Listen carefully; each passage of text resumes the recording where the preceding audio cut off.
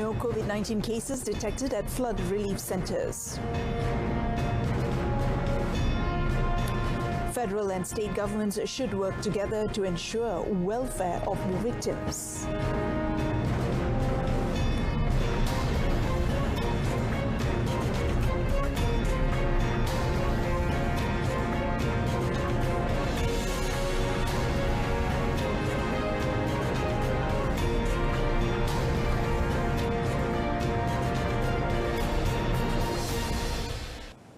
Hello and good afternoon. I'm Mohana Priya. Welcome to Updates at Noon. The flood situations in Kelantan, Terengganu and Pahang are improving as of this morning, with the number of evacuees taking shelter at temporary relief centres, PPS, having reportedly decreased. However, Johor continues to record an increase in the number of individuals affected by floods due to incessant rain since last night, with the number of flood evacuees rising to 3,145 in 5 districts as of 8 a.m. today. Meanwhile, Perak has fully recovered from floods as the last flood relief centre at Teluk Intan Municipal Council Hall in the Hilir Perak district, which was opened on 4th January, closed at 9 a.m. today, with all the remaining 44 residents at the PPS allowed to return home. In Kelantan, the number of evacuees in 16 PPS reduced from 2,118 to 1,702 individuals this morning. Based on the Social Welfare Department's Info Bencana application, 10 PPS in Pasir Mas currently house 1,206 evacuees so far, followed by Kuala Krai with 496 individuals in 6 relief centres. In Terengganu, the number of residents affected continues to decrease from 6,981 people yesterday to 3,956 this morning in 17 relief centres.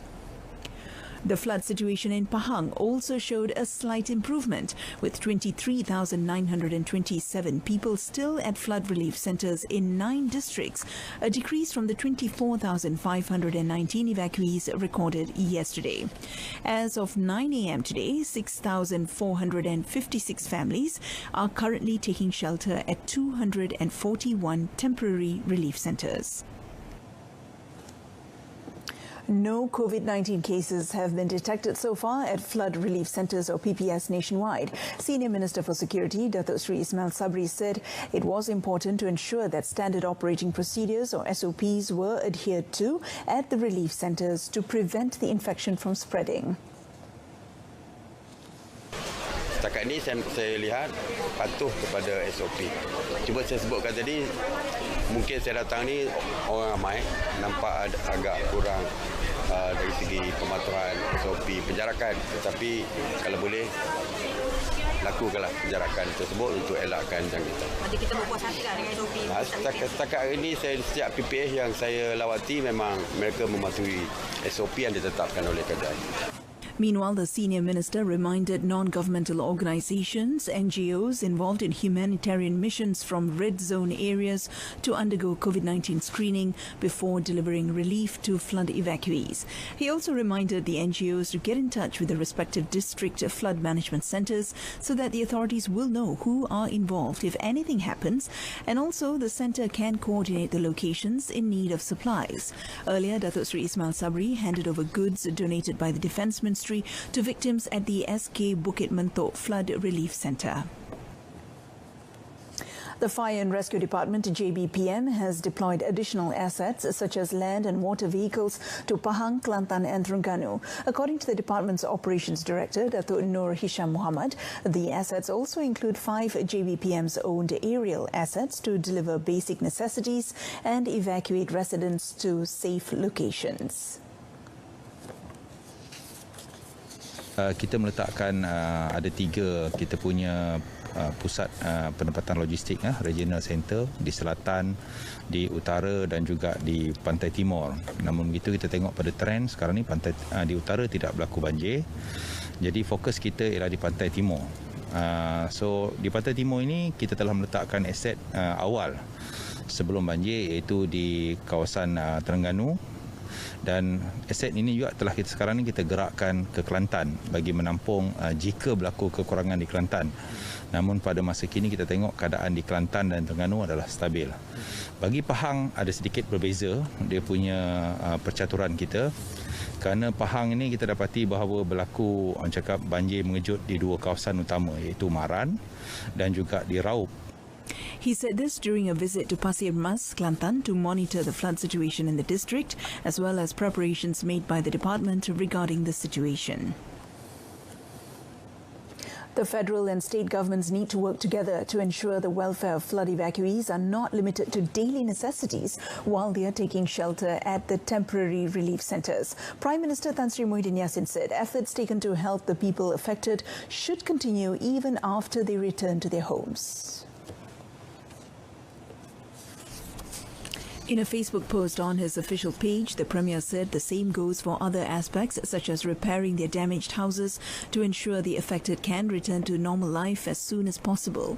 Tan Sri Muhyiddin, who took time to visit flood evacuees at 2 relief centres in Pahang yesterday, said the local authorities, district officers, state and federal government agencies should work hand in hand in providing immediate attention to rebuild the damaged infrastructure such as roads and schools, among others. He has also instructed the team managing the relief centres as well as the National Disaster Management Agency NADMA to provide 2 tents for families with more than 6 people so that they could stay comfortably.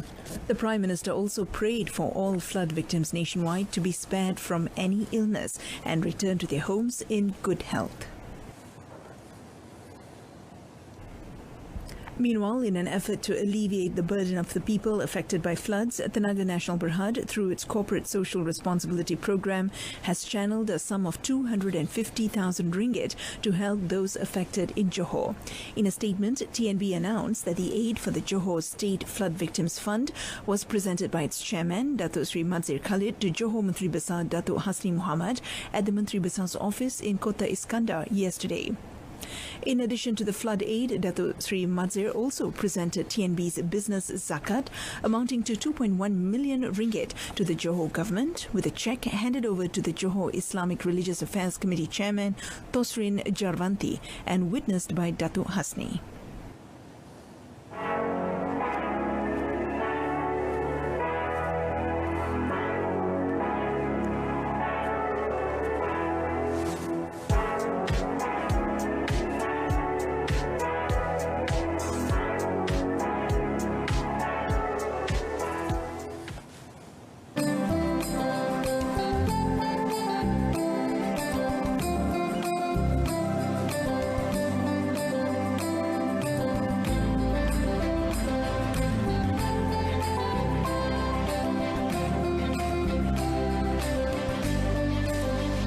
Five new COVID-19 clusters were detected yesterday involving Selangor, Sabah and Kelantan. According to a statement by Health Director General Tan Sri Dr. Nur Hisham Abdullah, the total clusters detected so far in the country since the outbreak began now stands at 586. The first cluster, known as Tapak Bina Cyber Cluster in Selangor, was reported in Sepang, Petaling, Klang and Hulu Langat, with a total of 67 positive cases detected so far.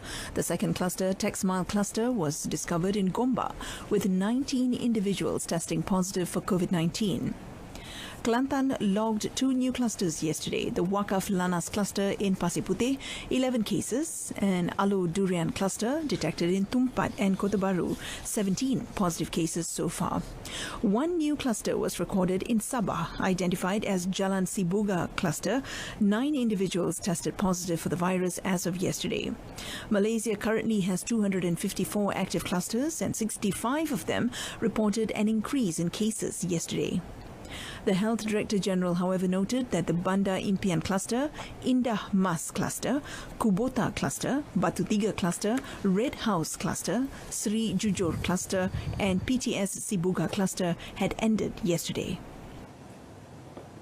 There are employers who have been detected hiding their employees' COVID-19 positive status for fear of not being able to operate at full capacity. Human Resources Minister Datuk Sri M. Saravanan, when disclosing the matter, said that his ministry regretted that there were still companies that refused to make reports on their employees who tested positive for COVID-19. Commenting on the matter further, Datuk Sri Saravanan said that such a move was a bad practice or culture by employers, especially when the country was at war with the pandemic. He further urged employers to report to the Health Ministry for further action if there were any positive cases detected. On another matter, Datuk Sri Saravanan addressed the concern among Malaysians about the possibility of movement control order being reimposed and how it will affect their jobs following the spike of local infections. The minister said currently the government is finding the best way to curb the spread of COVID-19 to strike the balance between lives and livelihoods. Prime Minister Tan Sri Muhyiddin Yassin is expected to make a special announcement today on the steps to be taken by the government to address the COVID-19 situation in the country. Malaysia Airports Holdings Berhad MEHB is studying the details of various aspects of Pangkor Airport in Teluk Dalam, Pangkor Island, so that it can resume operations. Its chairman, Datuk Sri Dr. Zamri Abdul Kadir, said the study includes the cost of the runway extension to create bigger space to accommodate more aircraft. Commenting further on the matter, Datuk Sri Dr. Zamri said the extension is deemed necessary as the number of tourists visiting the island is expected to increase following the announcement of Pulau Pangkor as a tax-free island. Kiranya kita ingin menggunakan jenis kapal terbang ATR 72 sebagai contoh ya, yang boleh memuatkan lebih kurang 70 orang 70 penumpang, makanya kita perlu memanjangkan sedikit landasan di Pangkor tu, dan hal ini telah pun dikemukakan, dan pihak MHB sedang membuat perincian terhadap kos yang akan digunakan bagi memanjangkan lapangan terbang ini. Pangkor Airport has been in operation since 1993, but its flight operations stopped in February 2014. The airport was scheduled to resume its operations on October last year, but was postponed due to pending runway safety and technical inspections. And that concludes today's updates at noon. In our top story today, no COVID-19 cases detected at flood relief centres. Tune in to news at 10 p.m. tonight at saluran Berita RTM. You can also stream the news at RTM's MyClick. I'm Mohana Priya. Thanks for watching.